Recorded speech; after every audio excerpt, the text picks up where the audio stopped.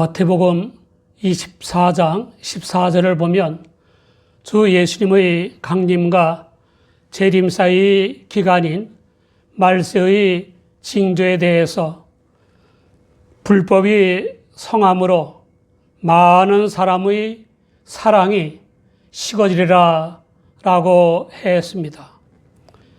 아닌 게 아니라 우리는 이러한 현상을 모든 분야, 모든 계층의 사람들에게서 보고 느끼고 있습니다. 심지어 혈연 관계인 가정에서마저 사랑을 찾아보기가 쉽지 않습니다. 서로 사랑한다고 자부하는 가정이 없는 것은 아니지만 그런 가정도 바른 사랑이 아니라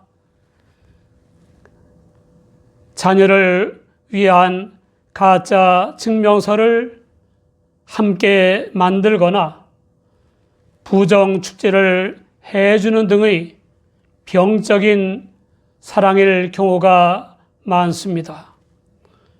가족 상호 간의 본능적 감정이나 이기적 사랑마저도 사라지고 있습니다. 재산 문제로 인한 부자 갈등과 송사가 벌어지고 형제 자매의 반목과 송사가 벌어지고 있습니다. 남녀가 대개 끌리는 감정으로 연애하다가 결혼을 하는데도 그 어느 때보다 이혼이 많아지고 있습니다. 사랑이 절실한 시대입니다. 바울 사도는 노예제도가 합법적이며 정당시되던 시대에 노예인 오네시모, 그것도 사형감인 도망친 노예인 오네시모를 얼마나 끔찍이 사랑했는지 모릅니다. 바울 사도는 도망친 노예인 오네시모의 주인인 빌레몬이 오네시모를 용서할 뿐만 아니라 믿음의 형제로 여기도록 온갖 애를 다 썼습니다. 바울 사도는 영의 아버지로서 빌레몬에게 거리낌 없이 목자의 권위를 내세워 명령할 수도 있었지만 그렇게 하는 대신에 사랑으로 간청했습니다. 빌레몬에게 거리낌 없이 명령하거나 강권할 수 있는 이유는 빌레몬이 믿음이 좋고 사랑이 많은 모범적인 성도였기 때문이었습니다. 또 오네시모 역시 한때는 도망친 노예였지만 복음을 전하다 갇힌 바울 사도의 전도를 받아서 주 예수님을 믿고 새 사람인 성도가 되었기 때문이었습니다. 바울 사도는 목자의 권위를 유보한 채 나이 많은 나 바울은 지금 또 예수 그리스도를 위하여 갇힌 자 되어 갇힌 중에서 나온 아들 오네시모를 위하여 내게 간구하노라 라고 했습니다. 이 말씀에서 우리는 나이가 많은데도 주 예수님을 위해 갇혀 있다는 사실을 상기시켜서 빌레몬의 동정심을 불러일으키는 사랑의 지혜를 배울 수 있습니다. 또 사형당할 수밖에 없는 도망친 죄를 지은 비천한 노예인 오네시모를 감옥에서 복음을 통해 얻은 믿음의 아들로 여긴 놀라운 사랑을 배울 수 있습니다. 도망친 노예에 대한 바울 사도의 사랑은 당시 법과 정치, 경제, 사회 제도 및 질서를 초월하는 것입니다. 또 바울 사도는 대세를 따르지 않고 언제 어디 어떤 상황에서나 주 예수님을 본받아 복음을 좇아 사랑으로서 역사하는 믿음으로 살았습니다. 그 복음적 사랑은 세상의 법과 제도 및 질서를 누룩처럼 근본적으로 와해시키는 것입니다. 한마디로 바울 사도는 주인의 애완견보다 못한 재산에 불과했던 비천한 노예들에게 인간으로서의 존엄성을 인정하는 것입니다. 노예들도 같은 하나님의 인격적 피조물을 드리고 주 예수님이 노예들의 구원을 위해서도 십자가에 못 박혀 운명한 것을 알고 노예들에게도 복음을 전하고 아들로 여겨서 사랑한 것입니다. 우리 믿음의 사람들은 함께 어울려 사는 사람들이 사랑이 아닌 불법으로 살기 때문에 복음에 합당하게 생활할 수 없다고 말해서는 안 됩니다. 법과 제도와 사회 관습 때문에 어쩔 수 없다고 사랑을 포기해서는 안 됩니다. 갖가지 형태의 음행을 하는 자들과 권력형 법률자들로 하여금 주 예수님을 믿어 지옥으로 끄는 죄의 사함과 중생과 자유와 평화와 성결한 삶과 영생의 구원을 얻게 하는 사랑을 포기해서는 안 됩니다. 주 예수님은 그 모든 세상적인 것들을 압도하는 사랑의 구주이시고 그 어떤 죄인이라도 회개하고 믿으면 구원하십니다. 주 예수님은 믿는 우리를 통해 사랑을 드러내고 싶어 하십니다.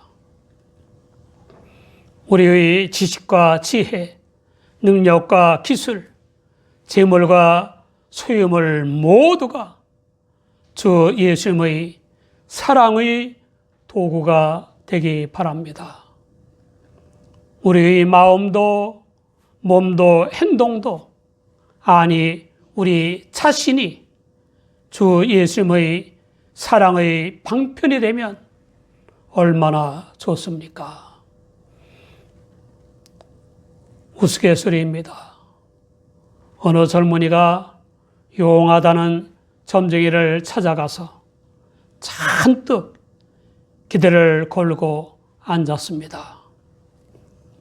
잠시 후에 점쟁이가 35세까지는 고생이 막심하겠소 하며 혀까지 끌끌 찼습니다.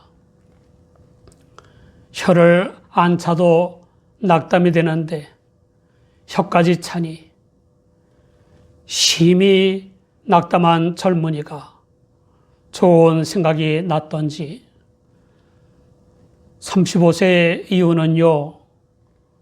하고 물었습니다. 그러자 점쟁이는 35세 이후에는 고생에 익숙해져서 덜 고생스러울 겁니다. 하며 딱한 듯이 쳐다보았습니다. 우리 모두 사랑하는 일에 익숙해져서 사랑을 하는지 안 하는지도 모를 정도로 사랑하며 사는 성도들이 되었으면 합니다. 불법이 성하고 사랑이 식어지는 말세이기 때문에 오히려 작은 사랑도 더욱 절실하는 것입니다. 바울 사도는 도망친 노예인 오네시모를 주인인 빌레몬에게 돌려보내는 이유를 설명했습니다. 노예인 오네시모가 전에는 무익하였으나 갇힌 바울 사도의 복음 전도를 듣고 회개하고 믿어 구원받은 교인이 된 후에는 바울 사도와 빌레몬에게 유익하기 때문이라는 것입니다.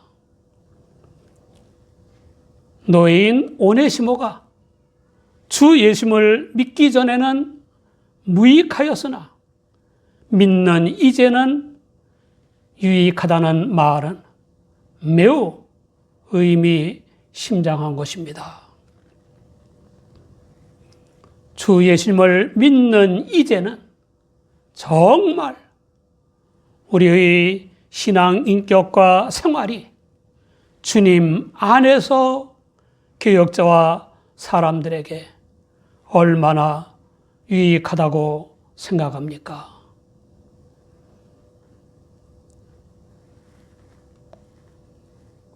어떤 사람들이나 교인들은 아무리 회개하고 주 예수님을 믿는다고는 하지만 사랑할 소유가 없는 도망친 노예가 남들에게 무슨 유익이 된다고 하나 하는 생각을 할 수도 있습니다.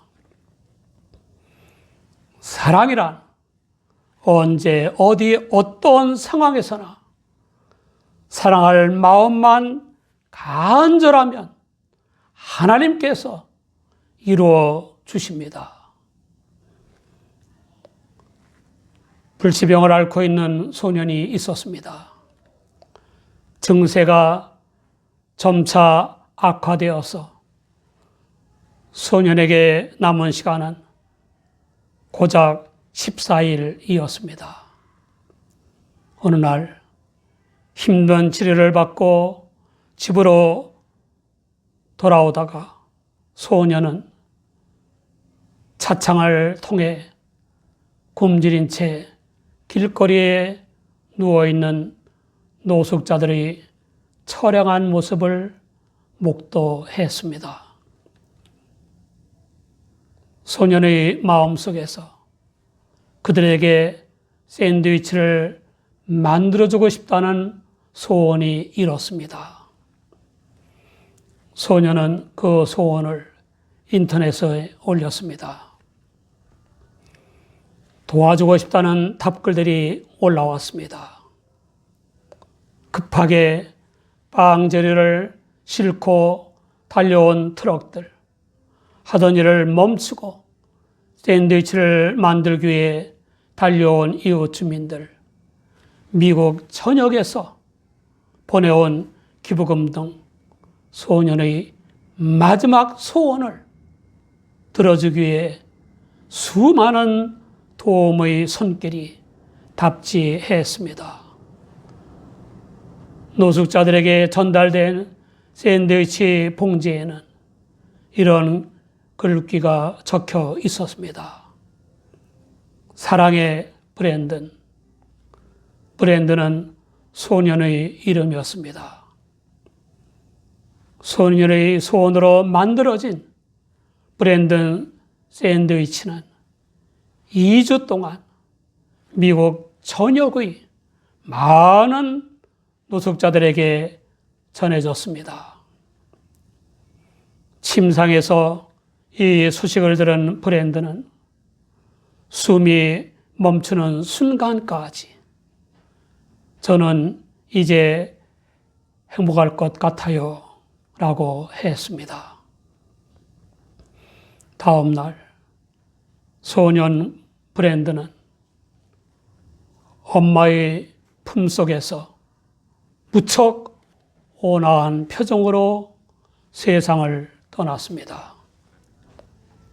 오네시모는 불행하기 짝이 없는 노예 신세였지만 주 예수님을 영접함으로써 유익한 존재로 변했습니다. 어떤 사람들은 자기 죄나 잘못으로 불행을 당하면서도 남을 탓하며 하나님을 원망합니다. 어떤 교인들은 불행을 당한 것은 하나님의 뜻이라고 잘못 생각하기도 합니다. 그러나 지혜로운 성도는 당한 불행 속에서 어떻게 해서라도 하나님과 사람들에게 유익할 수 있는 길을 추구합니다. 그런 성도의 불행은 그런 성도에게는 맥을 못 추는 것입니다. 남의 양을 훔친 죄로 이마에 양도둑의 약자인 에스티라는 낙인을 받은 두 형제가 있었습니다. 형제 중 한 사람은 모욕을 못 견뎌 외교에 가서 숨어 살려고 애를 썼습니다.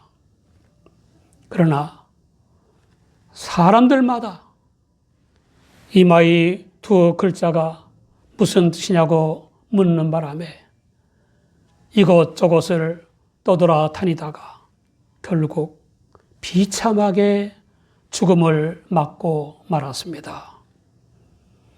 또 한 사람은 내가 양을 훔친 사실은 다른 곳으로 달아난다 해도 잊히지 않을 것이다. 여기 남아서 내 이웃과 내 자신에게 존경을 받을 길을 걷겠다라고 다짐했습니다.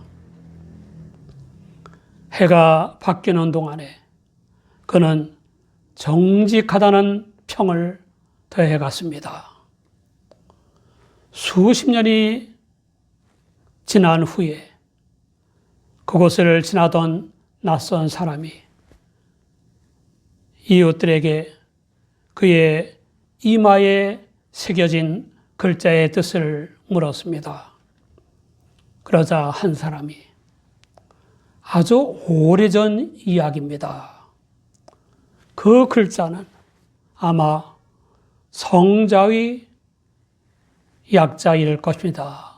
라고 대답했습니다.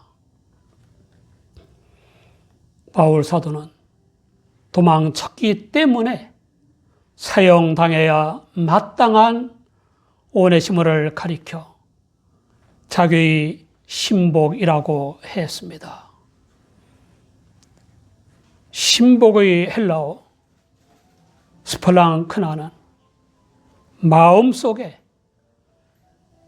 자리 잡고 있는 사랑과 자비의 대상이라는 것입니다. 오네시모는 주인인 빌레몬이 노예가 아닌 믿음의 형제로 여기고 사랑할 만한 자격이 충분하다는 것을 밝히는 것입니다. 복음을 전하다가 옥살이를 하는 바울 사도는 빌레몬 대신에 오네시모를 곁에 두고 시중들게 하고 싶어 하면서도 빌레몬의 자활적인 선의를 존중하여 오네시모를 돌려보낸다고 했습니다. 사랑하는 여러분, 종말이 더 가까워진 말세에는 불법은 점점 더 성하고 사랑은 점점 더 식어지게 됩니다. 그러므로 회개하고 믿어 구원받은 우리는 사랑의 주 예수님과 영적으로 더욱더 굳게 연합해서 주 예수님의 사랑의 도구요 방편이 되어야 합니다. 우리의 생명과 우리의 모든 소유는 주 예수님의 사랑의 도구요 방편이 될 때에 참된 가치가 있는 것입니다. 어차피 우리의 모든 소유는 우리를 떠나게 마련이므로 주 예수님의 뜻대로 사랑의 도구로 쓰는 것이 좋습니다. 이제는 우리가 주 예수님을 믿은 지 꽤 되었는데 하나님과 목자와 사람들에게 얼마나 많은 사랑을 하며 유익한 존재로 살고 있습니까?